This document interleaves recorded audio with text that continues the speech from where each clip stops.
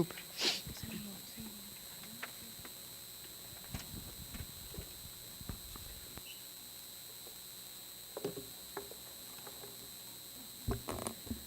Muchas gracias, doctoras, por la presentación. Continuamos con el doctor Andrés Ramírez y el doctor Miguel Cuevas, quienes abordarán la enfermedad ocular en reumatología.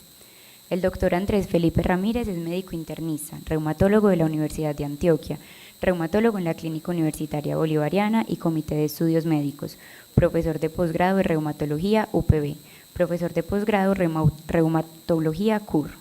El doctor Miguel Cuevas Peláez es médico especialista en oftalmología de la Universidad CES de Medellín, máster en inmunología y superficie ocular de la Universidad de Valladolid, España, miembro de la Sociedad Colombiana de Oftalmología, Córnea Colombia, Sociedad Panamericana de Enfermedades Inflamatorias Oculares y la American Uveitis Society. Actualmente ejerce su práctica privada en la Clínica Clofán de la ciudad de Medellín.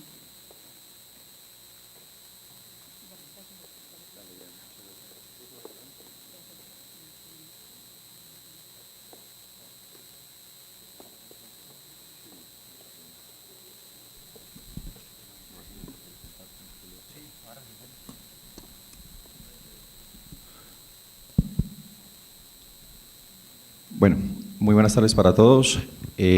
Muchas gracias al doctor Miguel por aceptar la invitación a este gran evento. No coge. Listo. Se me fue.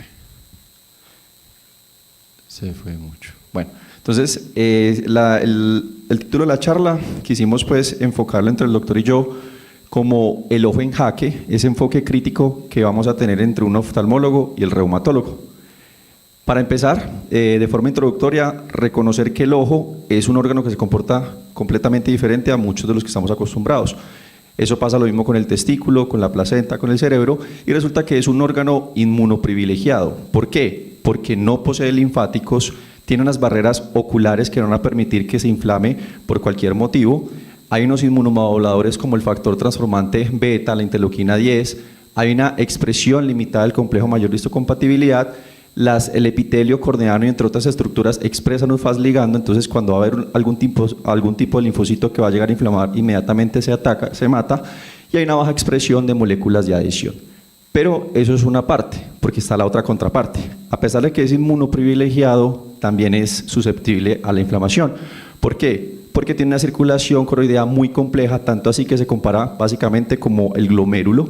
Tiene unos antígenos uveitogénicos ya de base que pueden predisponer algunas manifestaciones de inflamación y pues como sabemos en la esclera tiene alta carga o es rica en colágeno. Entonces sabemos que el colágeno tiene cierta relación con muchas de nuestras enfermedades. Pero entonces, ¿por qué es importante el ojo en reumatología? Resulta que, así como puede inflamar las enfermedades reumatológicas muchos órganos, entre ellos el riñón, pues el ojo se puede afectar hasta en el 20-50% de los pacientes, lo cual es demasiado. Incluso puede ser la primera manifestación clínica de una enfermedad reumatológica.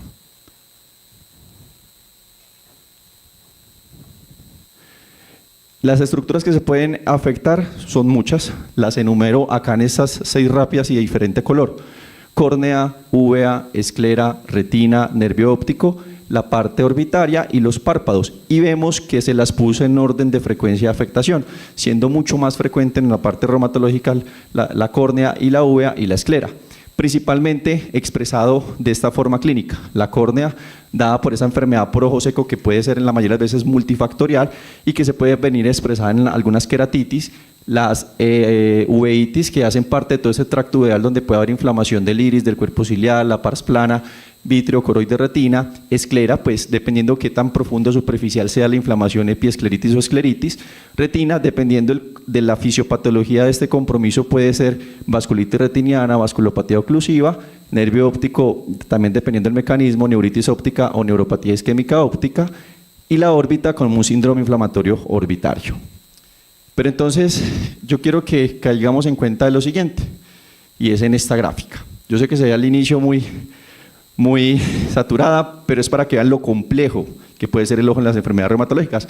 Pero yo traté de resumirles en las que están con negrilla lo que primero debemos estar pensando, y es que en pacientes que tengan compromiso en la córnea, las principales enfermedades van a ser artritis reumatoide, Sjögren, lupus, entre otras. La uvea, definitivamente, la reina de las enfermedades van a ser las espondiloartritis, pero le siguen otras como la IJ, sarcoidosis, Behçet.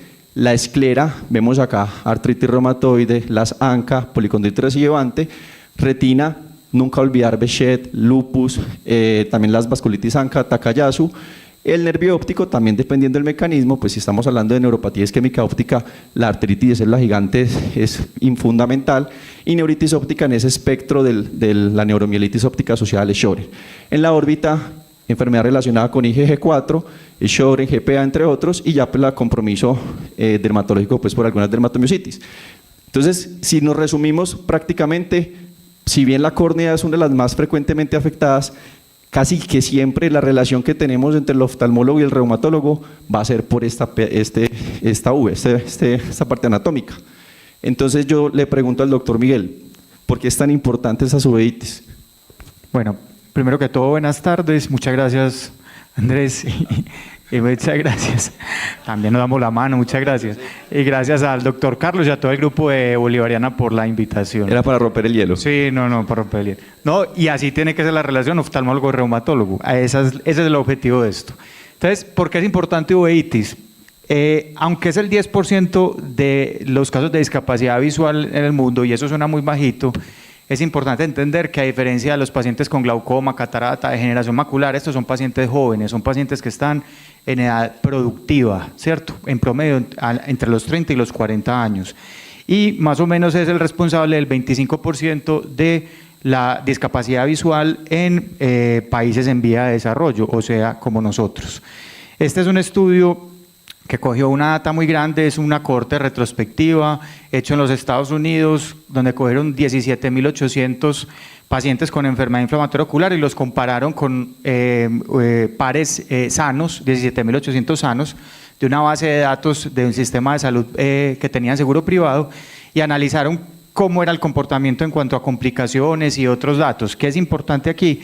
Que los pacientes los analizaron a 12 meses. A 12 meses el 10% ya tenía catarata con enfermedad inflamatoria ocular. Ahí hay de todo lo que acaba de mostrar Andrés. El 9% tenía glaucoma. El 2% ya tenía algún rango de ceguera. Y el 1.4% desprendimiento de retina. Y esto lo proyectaron a 9 años. Y a 9 años, miren la proporción o el porcentaje de pacientes que tenían estas complicaciones, lo cual concluye que entre más tiempo pase desde el diagnóstico, pues más riesgo hay de tener estas complicaciones que finalmente son las que llevan a la pérdida de la visión en los pacientes con enfermedad visual. Pero también, ¿qué era lo importante? Estos pacientes tenían un 40% más costos en salud, por más consultas, tratamientos, intervenciones, y un 46% más de pérdida laboral por ausentismo laboral, gastos en medicamentos, etcétera. Pero en Colombia también tenemos datos. Este es un estudio que publicamos hace 2 años, en donde nos reunimos 7 centros de Colombia, 5 ciudades principales, y reunimos 3.400 pacientes con uveitis. Lo que les decía, edad productiva, una ligera proporción de mujeres, principal causa o principal tipo de uveitis, las uveitis anteriores. Pero lo más sorprendente de este estudio es que nos dimos cuenta que los pacientes se demoraban alrededor de 5 a 7 años para llegar a un diagnóstico oportuno. Esto debido pues a muchas cosas, a cosas del sistema de salud, también a esa falta de comunicación a veces oftalmología, reumatología, etcétera. Entonces esto es algo que es realmente alarmante, porque como acabamos de ver, a los 5 años ya hay un doble de riesgo de catarata, perdón, un triple de riesgo de catarata, un doble de riesgo de glaucoma y por ende más riesgo de pérdida visual.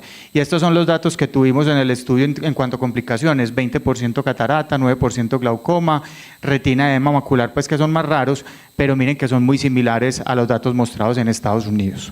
Entonces aquí vamos a empezar a hablar de por qué el reumatólogo tiene un papel importante en esta patología. Bueno, entonces vimos que la relación de la uveitis es fundamental y nos pasa, creo que a muchos de nuestros colegas, y es que uveitis igual reumatología. Entonces nos llegan los pacientes con este síndrome ocular, y entonces como es reumatología igual a esteroides. Pues resulta de que esa parte no es así, y es uno de los principales mensajes que queremos llevar en conjunto con el doctor Miguel. Y es lo siguiente, sí, efectivamente la uveitis y las enfermedades reumatológicas están acá, tenemos varias, como les decía, una de las principales es la espondiloartritis, pero resulta que aproximadamente son el 30% en general en todas las causas. Y vemos que el otro 70% pueden quedar en otras causas importantísimas, y siempre va a estar ese dilema entre la parte reumatológica e infecciosa. Vemos acá VIH, herpes, citomegalovirus, tuberculosis, estamos en tuberculombia, toxoplasmosis, sífilis, entre otras. Importantísimos, neoplasias, linfomas, que hacen parte de un síndrome de enmascaramiento y obviamente va a afectar el tratamiento que vayamos a hacer. Y hay otras, sistémicas inmunomediadas, esclerosis múltiple por un trauma, medicamentos anti-TNF que manejamos muchos reumatólogos, bifosfonatos, y ya unos síndromes oculares aislados, donde acá es importante para nosotros que tenemos compromiso ocular únicamente asociado pues, a HLA-27 sin otras manifestaciones sistémicas y que se comportan pues, en esa parte de uveitis. Ya están las otras patologías más de manejo pues, por oftalmología, y hay otro porcentaje de pacientes que quedan en la parte de idiopáticas, y un gran porcentaje quedan en estas que a la final vienen siendo tratadas como esta parte pues también de autoinmunidad, pero vemos que uveitis no es igual a reumatología, hay otras entidades que debemos estar muy atentos a detectar. Y entonces, ¿qué tenemos en Colombia, doctor Miguel? Bueno, entonces las principales causas de uveitis en nuestro país, según el estudio que encontramos, acá están las cuatro ciudades, ciudades con 7 centros que representamos pues, o que recogimos pacientes en el estudio, y esto es el resumen. Aquí tienen, y lo importante de analizar acá es que primero, idiopáticas. Lo primero es que idiopáticas no es que no tengan causa, idiopática se considera autoinmune, pero ¿qué pasa? Siempre que un oftalmólogo está entre una uveitis que ya se dice que es idiopática, por ende es un diagnóstico de descarte, siempre tenemos que estar pensando que se nos puede estar pasando algo de lo que acaba de hablar Andrés, algo autoinmune, algo infeccioso, algo neoplásico, etcétera. Siempre debemos reevaluar ese diagnóstico de idiopática, y sin embargo ese diagnóstico sigue siendo tan alto como cercano a un 30%, ¿cierto? Pero también está el fantasma de lo infeccioso. Y recuerden que en Colombia la principal causa de uveitis con causa demostrada es la toxoplasmosis ocular. Y si ustedes ven en Medellín, la tercera causa, digamos, después de la toxoplasmosis y la HLA-27, es la uveitis viral, que ya vamos a ver un poco más de eso en detalle. Si juntáramos los pacientes con espondiloartritis y HLA-27, esto nos suma en Medellín más o menos un 15%, que es similar a las toxoplasmosis, pero mire que la idiopática sigue ganando. Entonces, en resumen, las dos principales causas en Colombia, toxoplasmosis e idiopática, y después, dependiendo de la ciudad, vamos a encontrar otras patologías en donde hay causas infecciosas que debemos estar siempre muy atentos. Entonces, para despertar un poco al público a esta hora, aparte del tinto, vamos a hacer un ejercicio rápido. En cada columna 1, 2, 3, hay una patología ocular. Quiero que se animen y alcen la mano, dependiendo de lo que ustedes observan y la intuición que ven, a qué columna le darían, o antibiótico o un tratamiento pues, inmunosupresor. Levanten las manos en la columna 1 los que les darían manejo únicamente inmunosupresor. En esta primera, alcen las manos tranquilos. La primera, entonces a este le darían inmunosupresión. Listo. En la segunda, ¿quién alcen las manos que a este le darían antibiótico? Una gran parte. Y en la tercera, antibiótico, que le darían, inmunosupresión. Nadie. O sea que a este le darían antibiótico. Levanten la mano. Sí, todos le darían antibiótico. Pues todos nos equivocamos. Eso fue intencional. Así de difícil puede llegar a ser reconocer que es infeccioso y que es autoinmune. Obviamente nos dejamos ir por algunas características que asustan, pero para eso es importante esa comunicación entre el oftalmólogo y el reumatólogo al final. Y está el fantasma que nos decía el doctor Miguel, lo infeccioso o autoinmune. Infecciosa 39.4 versus autoinmune 27.7 y dependiendo obviamente de las series. Entonces en Colombia tratar una uveitis sin pensar primero en infección o estar haciendo una checklist juiciosos de esto es tan peligroso como no tratar una causa autoinmune. Y lo que ya dijimos acá y el estudio colombiano lo demostró, son pacientes jóvenes en edad reproductiva. He tenido la oportunidad de trabajar con población vulnerable y a veces frustra ver campesinos, personas que necesitan de sus ojos para poder trabajar y llevar el día a día a su casa, y eso es importantísimo. Entonces vamos a tratar de diferenciar lo que se parece, pero no es lo mismo. Empezando pues con uveitis anterior, recordar que en la uveitis anterior la clínica es importante. Son pacientes que se van a presentar principalmente con un ojo rojo. Recordar que el ojo rojo tiene diferentes patrones de la coloración. En la uveitis usualmente tienen esa parte es como una hiperemia radial, y los síntomas son dolor, enrojecimiento, fotofobia y visión borrosa. Entonces acá con el oftalmólogo nos ayudamos. Venga, ayúdenos por favor en esa parte de uveitis anterior. Listo, Andrés. Esa foto es muy importante porque esa foto no es tomada con una lámpara hendidura. O sea, eso es una foto que cualquiera de ustedes puede observar. Y lo que dice Andrés es súper importante. El patrón de ojo rojo es un patrón ciliar en el cual los vasos son radiales. Y miren que la hiperemia está mucho más cerca a la córnea y mucho más lejos de los fondos de saco, al revés de una conjuntivitis. La conjuntivitis, el enrojecimiento está aquí y a medida que se acerca a la córnea se va blanqueando la conjuntiva. Eso pues es el primer tip. Ahora, ¿cómo diferenciamos una uveitis anterior infecciosa? Que ya vimos que la principal causa en nuestro medio es viral. Entonces pueden haber dos grupos grandes: varicela zoster y herpes zóster simple. Varicela zoster, sabemos, grupo vulnerable, 40 a 70 años de edad o pacientes inmunosuprimidos, y en pacientes herpes simple pues la edad es variable. La uveitis, el herpes puede tener muchas manifestaciones en el ojo. La uveitis es una de ellas. También puede tener manifestaciones en la córnea, manifestaciones en la retina, manifestaciones en el vítreo, que es muy raro, pero la uveitis es de las más frecuentes. Entonces, ¿cómo va a ser la uveitis? Generalmente es recurrente, es subaguda, o sea, los pacientes tienen unos síntomas que pueden ir entre 7, 10, 15 días de síntomas. Generalmente es en el mismo ojo. Es muy raro que haya compromiso bilateral. De hecho, en esos pacientes hay que descartar inmunosupresión. El dolor es moderado, no es un dolor muy intenso. La hiperemia es variable y la uveitis es de tipo granulomatosa generalmente. Ya en un momentico vamos a hablar de eso. Y hay algo muy clave, y es que los pacientes tienen la presión intraocular elevada, la mayoría de ellos, y pueden tener defectos en el iris, como les vamos a mostrar más adelante en una foto. Perfecto, entonces tenemos un comparador y sería, en nuestro caso como reumatólogos, la más frecuente en la uveitis anterior, la asociada HLA27. Y vemos que empiezan a haber unas diferencias que nos pueden ayudar clínicamente, y es que, como lo decía el doctor, pues la parte de la susceptibilidad en los ancianos, a diferencia en la uveitis anterior, pues son más jóvenes, entre 20 y 40 años, y esta sí es muy frecuentemente, digamos que lo más típico es que tenga ese componente anterior de la uveitis, y esta, vean la diferencia, es mucho más aguda, es súbita. También puede ser recurrente, pero acá una perla importante que nos debemos llevar, y es que si bien las dos pueden ser unilaterales, esta tiene esa característica de que alterna de un ojo a otro ojo, lo cual no pasa en la del herpes. El dolor es intenso, y es importantísimo esta componente de si es granulomatoso o no granulomatoso, porque este hace parte de que tiene ausencia pues, de granulomas.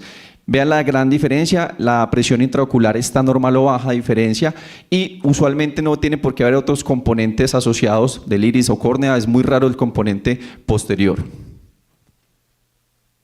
Y estos son los hallazgos que les decíamos. Entonces, pacientes que tengan opacidades en la córnea, pacientes que tengan opacidades en la córnea, como esta foto. Los pacientes con espondiloartritis no tienen compromiso corneal. Lo primero que hay que sospechar es un herpes. Pacientes que tengan la pupila discórica, o sea, la pupila cambia de lugar o cambia de forma, y fuera de eso tienen atrofia. Esto también puede ser visible con un oftalmoscopio directo simplemente. Y a esto nos referíamos con la inflamación granulomatosa. Por eso la foto que puso el doctor Andrés se refería a que esta era una uveitis de tipo infeccioso. Ahora, no todas las granulomatosas son infecciosas, ya lo vamos a ver, pero esto sí es muy característico en el herpes, este tipo de precipitados, a diferencia de las uveitis por HLA27 o espondiloartritis, donde ni siquiera se ven porque son precipitados muy finos. Por el contrario, en esta uveitis es una uveitis muy inflamatoria, muy florida, con precipitados de las células inflamatorias en cámara anterior que se llama hipopion, y muy sinequiantes. Miren que la pupila se cierra. La uveitis por herpes generalmente no genera sinequias. Miren que aquí se cierra la pupila. Incluso este paciente tuvo un glaucoma agudo y tuvimos que hacerle una iridotomía. Entonces, estos son cosas muy características de ambas uveitis. Y acá es también muy importante no solamente guiarnos pues por la clínica ocular, sino como todo en reumatología, la parte sistémica, ir de la cabeza a los pies y los pies a la cabeza. ¿Por qué? Porque sabemos que las uveitis asociadas pues a HL27, pues hay que estar atento a otras manifestaciones como la sacroilitis, las dactilitis, la psoriasis, el componente angular también de psoriasis o la centesitis, que obviamente en el contexto clínico de una uveitis anterior con hallazgos sistémicos, pues hay que orientar a esto. A diferencia, obviamente, si tenemos un compromiso por herpes zóster que ya afectó pues un dermatoma, las historias recurrentes de herpes labial y los episodios similares en el mismo ojo, como lo mencionábamos, de esa recurrencia. Entonces aquí la clasificación de granulomatosa o no granulomatosa, simplemente estos son, para que se hagan una idea, los hallazgos clínicos de una inflamación granulomatosa y estas son las causas posibles de este grupo de patologías y esto es todo lo contrario pues a la inflamación granulomatosa. ¿Qué es importante? En un subgrupo de pacientes de ese estudio que vieron de 3.400 pacientes, sacamos otro artículo viendo cómo era el grado de discapacidad visual en uveitis no infecciosa, o sea, uveitis autoinmune, y uno de los factores de riesgo para tener ceguera o discapacidad visual era tener una inflamación granulomatosa a nivel del ojo, al igual que tener panuveitis. Entonces, el dato de granulomatoso es bastante importante. Ahora sigamos con uveitis intermedia. A diferencia de la uveitis anterior, es un ojo completamente tranquilo, es un ojo blanco, el compromiso inflamatorio está en la pars plana y se ve manifestado en el vítreo, es decir, toda esa gelatina, todo ese humor vítreo, que es la mayor parte del volumen del ojo, está opaca, está inflamada. Hay una pérdida indolora de visión, hay mioesopsias, es decir, hay moscas flotantes. Cuando el paciente mueve el ojo siente que ve un montón de punticos o telarañas, hay visión borrosa y es muy raro, como lo ponemos aquí, el dolor o el ojo rojo, a no ser que tengan una uveitis anterior asociada. Y vamos a arrancar entonces por la causa autoinmune frecuente de esta patología. Entonces, en reumatología, la uveitis intermedia, y como lo mencionaba la pars planitis, pues una de las primeras etiologías que nos tienes que venir a la cabeza es la sarcoidosis. También tiene unas características clínicas, usualmente en adultos jóvenes. Recientemente salió un artículo donde incluso la sarcoidosis ocular tiene 3 fenotipos, donde puede ser clínicamente aislada ocular, donde puede tener manifestaciones sistémicas persistentes o una que es muy crónica en el tiempo. Pero en general, estas son como las principales características. Importante que es más frecuente pues que sea también intermedia junto con la anterior, y cuando es componente anterior frecuentemente es granulomatosa.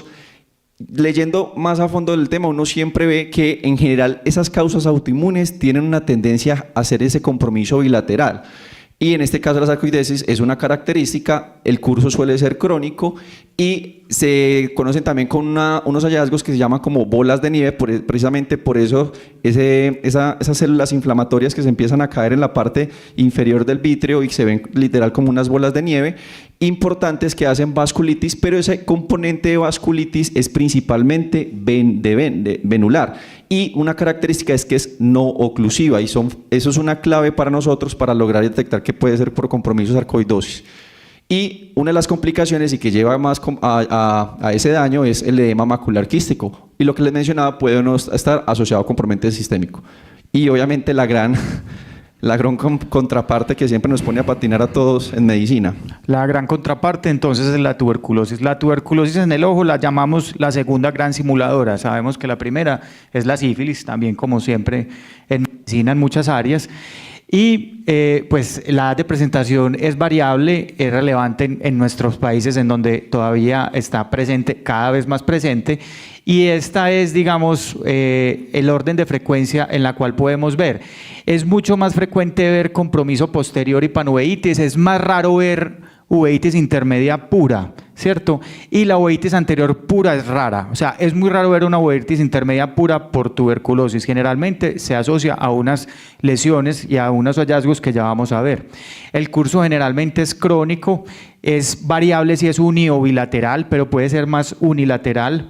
Y puede ser por 2 causas, porque la micobacteria está presente a nivel intraocular en el vítreo o por un fenómeno autoinmune a distancia de una tuberculosis miliar, una tuberculosis pulmonar, etc. Puede tener bolas de nieve como lo tiene la sarcoidosis, pero es más raro, y algo que es muy característico es que da un fenómeno de vasculitis retinal que sí es oclusiva. Aquí hay un síndrome que se llama el síndrome de Hills, que es una patología descrita en la India, donde hay mucha tuberculosis y donde se caracteriza por unas oclusiones vasculares retinales, hemorragias vítreas recurrentes, y estos pacientes después se dieron cuenta que eran pacientes que tenían más positividad a la antígeno, pues a la prueba de Mantoux, y por ende ya descubrieron con pruebas de PCR que tenían tuberculosis intraocular. Estos son los hallazgos de la tuberculosis: opacidad vítrea, depósitos inferiores como bolas de nieve, pero es mucho más frecuente ver este tipo de lesiones, lesiones coroideas tipo serpiente o serpiginosa. Este de hecho es un paciente que yo tuve la oportunidad de ver cuando hice el fellow, y era un paciente que estaban tratando con infliximab como si fuera una coroiditis serpiginosa autoinmune, y el paciente pues tuvo un empeoramiento severo y el paciente terminó teniendo una tuberculosis ocular. Este es un granuloma o un tuberculoma coroideo, y las vasculitis oclusivas que se dan pues en esta patología. La sarcoidosis puede ser muy similar, es que ahí viene el problema de estas dos patologías. Sin embargo, no hay tanta opacidad vítrea, la vasculitis es más venular, es más segmentaria, tiene unas bolas de nieve que pueden ser más múltiples pero más pequeñas. Pero lo más característico son estas lesiones coroideas, puntiformes, que es lo que denominamos una coroiditis multifocal. Para resumir, la uveitis intermedia, en infecciosa y no infecciosa, es de las uveitis que más requieren exámenes. Cuando uno tiene un paciente con una uveitis intermedia pura, tiene que pedirle absolutamente de todo, porque es muy difícil guiarse por la clínica, a no ser que el interrogatorio y la revisión por sistemas lo guíen a uno, pero hay que pedirles muchas cosas porque miren lo amplio en el panorama de la etiología. Una patología muy frecuente, y ojo con ustedes porque es la esclerosis múltiple. Generalmente cuando uno tiene una mujer con una uveitis intermedia unilateral con vasculitis retinal, lo primero que tiene que pensar es esclerosis múltiple. ¿Y por qué digo ojo? Porque ya sabemos que algunos pacientes que no se hace este diagnóstico temprano, se piensa que es autoinmune, terminan con inmunosupresores anti-TNF, NF-alfa, y ya sabemos con lo que puede pasar pues con esta patología. Vamos a hablar entonces de la uveitis posterior. En la uveitis posterior ya hay disminución de la visión que puede ser grave, ya compromete la retina y la coroides. Generalmente los pacientes pueden tener mioesopsias, al igual que en la uveitis intermedia, y pueden tener escotomas que ya no son puntos que flotan cuando el paciente mueve el ojo, sino que son manchas fijas, porque ya el escotoma se produce por un daño retinal y coroideo. O sea, la mancha ya es fija para donde mira el paciente, mientras que cuando es en el vítreo, flotan para donde el paciente mueva el ojo. Y el paciente, pues al igual que en la uveitis intermedia, no manifiesta dolor ni ojo rojo, a no ser que tenga asociado una uveitis anterior asociada. Entonces aquí está la principal patología a la que nos enfrentamos cuando tenemos que hacer un diagnóstico de enfermedad inflamatoria ocular, especialmente en uveitis, y es la toxoplasmosis. Es muy frecuente en nuestro medio, generalmente se presenta en pacientes jóvenes, generalmente es unilateral. Lo mismo, cuando tengamos una toxoplasmosis bilateral, siempre descartar inmunosupresión. Es mucho más común la reactivación, entonces generalmente las lesiones están al lado de una cicatriz previa, es muy raro la prima infección, y hoy en día pues afortunadamente la congénita es aún más rara. Puede haber vasculitis localizada, no oclusiva, no es una uveitis que genere muchas hemorragias retinales, y generalmente, además de la uveitis posterior, genera mucha inflamación en el vítreo y en la uvea anterior. Entonces, generalmente termina siendo más una panuveitis, y es muy raro que los pacientes tengan hipopión, como la foto que vimos anteriormente. Y esta es la contraparte autoinmune. Entonces, en la contraparte autoinmune, la uveitis posterior, encontramos al Behçet, que si hacemos la comparación en nuestro medio, pues mucho más frecuente la toxoplasmosis, entonces hay que tener mucho cuidado. Sin embargo, también tenemos unas características, y es que suele estar en adultos jóvenes. Si bien es muy infrecuente en términos generales, cuando se presenta es muy grave porque tiende a ser muy agresiva, mucho daño retinal. Suele, a diferencia de la otra posterior por toxo, es bilateral, más crónica recurrente, no tiene por qué estar asociada a cicatrices pues previas como si lo hace la toxoplasmosis, y esta, como si bien pues obviamente es una vasculitis sistémica, ese componente vascular también está presente, muy frecuente, pero sí es oclusivo y es muy severo. Y vean que la diferencia es que precisamente por ese componente inflamatorio vascular pues lleva a fuga vascular y a hemorragias retinales frecuentes. La uveitis anterior también puede asociada pues ahí con el Behçet. Y una característica, vean que vamos haciendo recolección de la parte del hipopión, es que también es muy frecuente en el Behçet. Entonces tenemos espóndilo y Behçet como entre las enfermedades autoinmunes que pueden dar esa manifestación clínica. Y estas son las lesiones típicas de toxoplasma. Cuando tenemos una lesión central en toda la mácula, generalmente este paciente pues tiene muy mala visión, es una cicatriz congénita. Esta es la cicatriz congénita típica. Esta es una primoinfección. Vemos que la foto no es que haya quedado borrosa, sino que tiene una opacidad vítrea muy severa y aquí tiene un foco de retinitis y no hay una cicatriz adyacente. Por lo tanto, lo más seguro es que sea primoinfección y al contrario, esta es una reactivación. Esto es una cicatriz retinocoroidea y esta es una lesión activa. Y aquí no se alcanza a ver muy bien, pero aquí hay un vaso que está con unos punticos blancos, que es la típica vasculitis en la toxoplasmosis, que es una vasculitis pues segmentaria distante al foco de infección. Y miren que el Behçet es muy distinto. El Behçet generalmente no genera tanta opacidad vítrea. Miren que las fotos son muy nítidas. Generalmente termina produciendo isquemia del nervio óptico, los nervios terminan atróficos, el paciente termina teniendo una neuropatía óptica muy agresiva, una vasculitis oclusiva, miren aquí el vaso exangüe con hemorragias, miren que la toxo no tiene hemorragias y como lo dijo el doctor Andrés, esto es mucho más compromiso bilateral y esto, como lo dijimos, es unilateral. Entonces, si quieres comentamos la uveitis posterior. Sí, eso es el resumen prácticamente. Puse la banderita Colombia, uveitis posterior, toxoplasmosis, pero si la descartamos, veamos que entre las etiologías autoinmunes, si bien el Behçet lo estamos haciendo como contraparte, hay otras, sarcoidosis, lupus, esclerosis, el Boco-Yanag, artritis de la gigante, entre otras. Entonces, siempre hacer un checklist y hacer toda la parte del interrogatorio. En cuanto a escleritis, ¿qué tenemos? Que ya pasando a otra estructura anatómica, ya casi para terminar, y es que la mayoría de las veces este tipo de escleritis tienen también un componente autoinmune. Realmente el componente infeccioso es mucho más raro, a diferencia, pues como lo vimos en la parte de las uveitis.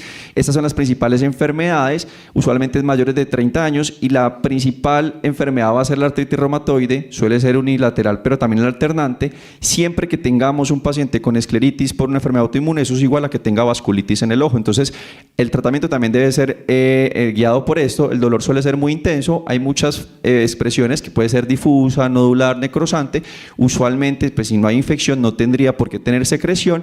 Y el componente de tracto uveal es raro. Si llega a tener uveitis anterior, realmente hay que pensar pues en otras etiologías. Y la escleritis infecciosa realmente es muy rara, como dice Andrés. La etiología puede ser cualquiera, bacteriana, fúngica, viral, incluso hasta por tuberculosis, pero generalmente la principal es la escleritis infecciosa bacteriana. Generalmente hay un antecedente, trauma, cirugía, en inmunosupresión hemos visto algunos casos, entonces ahí hay que tener cuidado. Es un dolor muy intenso, generalmente es difusa o necrotizante, no hay nodular como lo puede haber aquí. Puede haber secreción, de hecho es muy frecuente que la haya, y también puede haber inflamación del tracto uveal. Es muy diciente, generalmente son nódulos abscedados. Este es un posoperatorio donde se ve secreción, donde se ve destrucción del tejido, necrosis. Y estos son otros casos de escleritis posterior a cirugía. Miren, estos son, digamos, sitios de entrada de cirugía intraocular vitreoretiniana que se sobreinfectaron posteriormente y generaron pues la escleritis. A diferencia de la escleritis por artritis reumatoidea, esta es una escleritis anterior difusa, esto es una escleritis anterior nodular, y miren la necrosante o necrotizante donde ya hay pérdida de tejido y se empieza a ver la uvea que empieza a protruir a través de la esclera. Entonces, en queratitis, ya para terminar la última manifestación, pues hay un compromiso de la córnea. Esta foto pues habla por sí sola, es muy evidente. Generalmente uno ve la opacidad a nivel de la córnea. Y vamos a hablar de los dos tipos. Entonces, queratitis infecciosa periférica, lo mismo que la escleritis, cualquier etiología infecciosa. Generalmente también hay un trauma desencadenante, el más común en nosotros, uso de lentes de contacto, microtrauma, rascado, etcétera. Y inmunosupresión, en este caso puede ser hasta inmunosupresión local, es decir, uso de corticoides en gotas, dolor muy intenso, un infiltrado corneal blanco con lesiones satélites. Esto es muy característico, no tiene escleritis asociada, tiene secreción y generalmente tiene una uveitis anterior severa. Y siempre su contraparte es lo que se conoce como PUC o queratitis ulcerativa periférica, que es una manifestación también grave. ¿Por qué? Porque siempre en relación a esto también hay un cuadro inflamatorio importante, y cuando las causas son autoinmunes suele ser unilateral, pero hay alternancia. El compromiso es vasculítico, precisamente ese infiltrado que se empieza a ver es periférico, porque en el limbo corneal pues se depositan los inmunocomplejos, hay más inmunoglobulina M, complemento, entonces tiende a ser un poco más periférico y vemos que el dolor suele ser relativo moderado. Y acá, a diferencia de las infecciosas, es que si uno ve una queratitis ulcerativa y a eso se le asocia una escleritis, hay que pensar en causa autoinmune. Como todo en la parte infeccioso versus autoinmune, no debería porque haber secreción y realmente uveitis anterior es mucho más raro que se presente. Y acá las fotos. Entonces, escleritis infecciosa, infiltrados muy evidentes, lesiones satélite, opacidad de toda la córnea, compromiso del centro de la córnea, ausencia de escleritis. Miren que la esclera adyacente no es una esclera demasiado hiperémica, a diferencia de la queratitis ulcerativa periférica, que ahorita la mayoría levantó la mano que esto necesitaba antibióticos. Esto, a pesar de ser una úlcera, necesita esteroides tópicos, sistémicos, agresivos. Uno como oftalmólogo le pone un antibiótico tópico para evitar una sobreinfección, pero el manejo es netamente autoinmune. Miren la pérdida de tejido, y esta es una tomografía que se le hace a la córnea, y miren el adelgazamiento severo que corresponde a esta zona. Y estas son las causas de queratitis ulcerativa de de todas las etiologías posibles, pero pues las que nos tratamos de considerar son las que anteriormente vimos. Entonces, ya para concluir. Para concluir, entonces, en reumatología vemos que el ojo realmente es un campo diagnóstico y realmente lo que hay que hacer es reconocer, si reconocemos el síndrome, no quiere decir que ya sabemos la etiología, hay que definitivamente hacer una checklist y buscar de forma minuciosa. Mensaje fundamental: estamos en Colombia, somos región tropical, lo infeccioso, como lo vimos en los estudios, sigue siendo también protagonista. Ojo con la toxoplasmosis, los virus, tuberculosis. Si bien se ha visto esa transición también a causas más inmunomediadas, hay que tenerlas presente y no olvidar linfomas y medicamentos. 30% puede ser la primera manifestación de una enfermedad reumatológica y por la cual el paciente incluso nos puede llegar primero a nosotros o incluso a medicina interna. Ojo con los patrones clínicos, pero mucho cuidado si el paciente sigue empeorando a pesar de no tener una buena respuesta al tratamiento. Y definitivamente hay que empezar a tener más comunicación, oftalmología, reumatología, medicina interna, porque estos pacientes están impactando demasiado. Y es inaceptable este retraso diagnóstico, 5.4 años. Y esas complicaciones son irreversibles. Entonces, necesidad de sospecha temprana siempre desde el primer contacto clínico. Muchas gracias. Muchas gracias, doctor Miguel. Muchas gracias.